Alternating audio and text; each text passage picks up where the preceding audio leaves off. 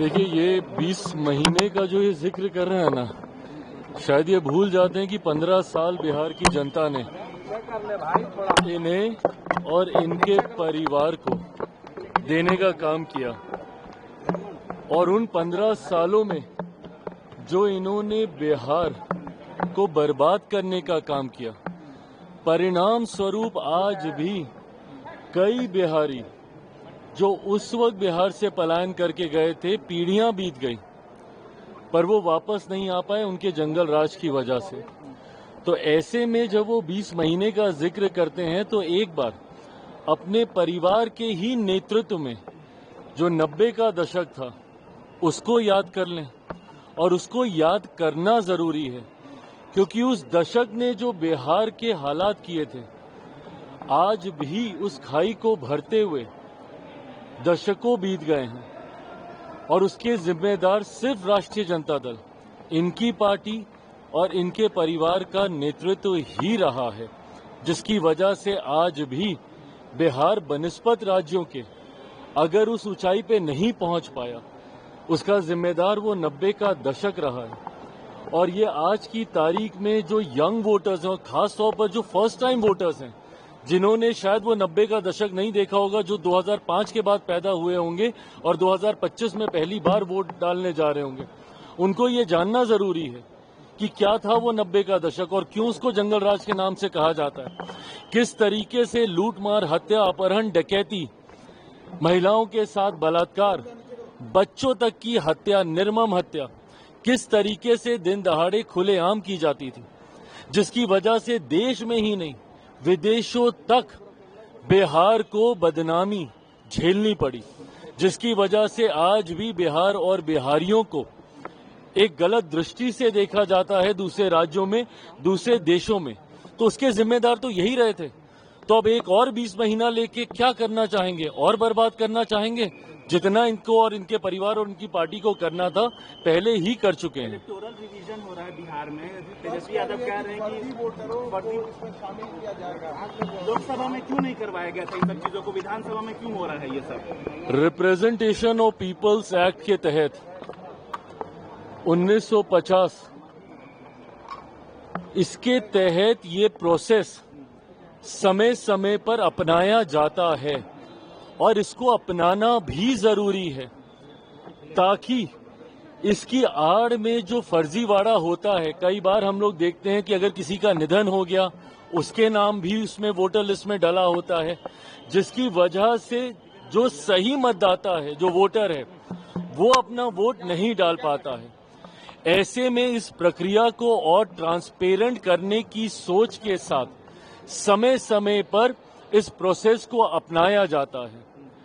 और जिनको इस प्रोसेस से चिंता हो रही है, उनको डर पहले से ही है अपनी हार का, और वो लोग पहले से ही बहाना ढूंढने का प्रयास कर रहे हैं कि नवंबर में जब रिजल्ट आएंगे तो इनको कोई ना कोई तो बहाना चाहिए। भाई, ईवीएम का बहाना कितनी बार ये लोग अपनाएंगे?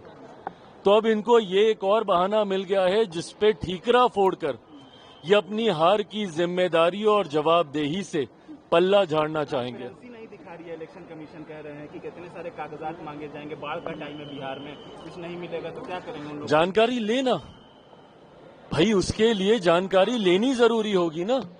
आपको वो तत्परता दिखानी होगी।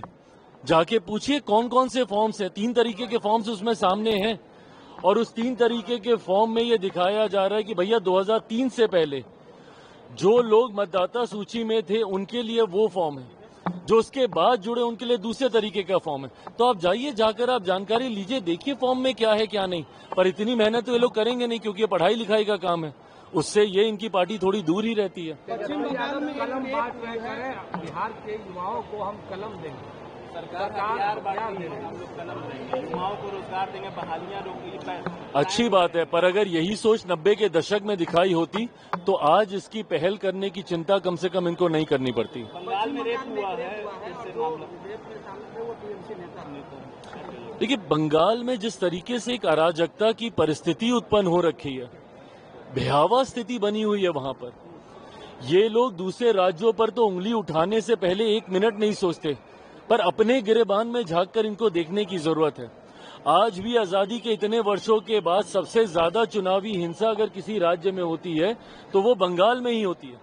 आज भी वहां पे दिन दहाड़े लूटमार, हत्या, अपहरण, डकैती और बलात्कार जैसे अपराधों में अगर कोई लिप्त हैं तो वो सत्ताधारी दल के ही नेता, कार्यकर्ता और जनप्रतिनिधि सामने आते हैं।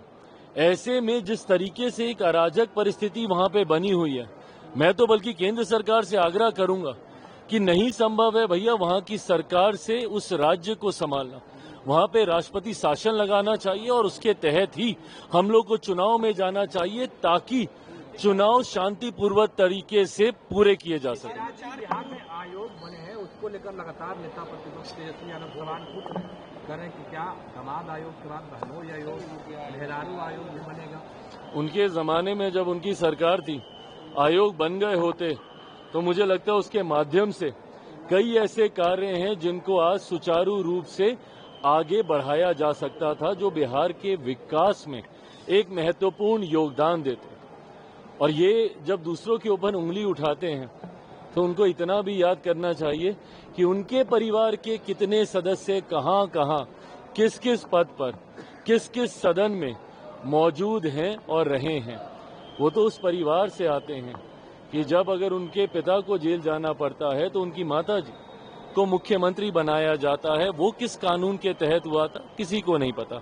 बट बहरहाल मैं ये मानता हूं कि अंतोगत्वा आपकी काबिलियत ही आपको आगे लेकर जाती है। अगर किसी अध्यक्ष में जिसको आयोग की जिम्मेदारी दी गई है, अगर वो उसके लायक नहीं होंगे, काबिल नहीं होंगे, तो सरकार बैठी है, ये एक संवैधानिक पद है फैसला लेने के लिए। आप कर रहे हैं, क्या आप वहां से ऐलान कर सकते हैं आने वाले विधानसभा चुनाव में कहां से लड़ेंगे? भाई कल एक बड़ी बैठक पार्टी के द्वारा आयोजित, एक बड़ी सभा पार्टी के द्वारा आयोजित की जा रही है नालंदा के राजगीर में। जैसा मैंने कहा कि हम लोग अलग अलग संभाग के कुछ जिलों को एकत्रित कर हम लोग ऐसी बड़ी सभा का आयोजन कर रहे हैं। कल बहुजन भीम संवाद है। हाल फिलहाल के दिनों में विपक्ष ने अनुसूचित जाति जनजाति से आने वाले लोगों को भ्रमित करने के लिए कई तरीके के भ्रम फैलाने का, फॉल्स नैरेटिव फैलाने का कार्य किया। लोकसभा के चुनाव के दौरान भी आप सब ने देखा होगा कि किस तरीके से आरक्षण समाप्त कर दिया जाएगा, संविधान की हत्या कर दी जाएगी। ये तमाम बातें, झूठी बातें लोकसभा चुनाव के दौरान भी इन लोगों ने फैलाने का काम किया। इन बातों का असर उत्तर प्रदेश जैसे राज्यों में हम लोग को देखने को भी मिला। ऐसे में भविष्य में चुनाव के दौरान फिर विपक्ष प्रयास करेगा इस तरीके के भ्रम को फैलाने का। किसी तरीके का भ्रम ना फैले और इस बात को सुनिश्चित करने के लिए कि जब तक चिराग पासवान जिंदा है, जब तक चिराग पासवान केंद्र सरकार का हिस्सा है, एक पहरेदार की भूमिका में हूं मैं। समाज के अनुसूचित जाति जनजाति, पिछड़ा, अति पिछड़ा, वंचित वर्ग से आने वाले लोगों के लिए, अल्पसंख्यक वर्ग से आने वाले लोगों के लिए एक पहरेदार की भूमिका में मैं और मेरी पार्टी है। और जब तक हम लोग वहां पे मौजूद हैं, ना आरक्षण को किसी तरीके का कोई खतरा है, ना संविधान को किसी तरीके का कोई खतरा है। इस वर्ग में पुनः ये विश्वास दिलाने की सोच के साथ कल नालंदा के राजगीर में इस सभा का आयोजन किया जा रहा है। बड़ी संख्या में वहां पर लोगों की उपस्थिति होगी, जिसके माध्यम से हम लोग अपनी बातों को, बिहार फर्स्ट, बिहारी फर्स्ट को घर घर तक पहुंचाने का कार्य करेंगे।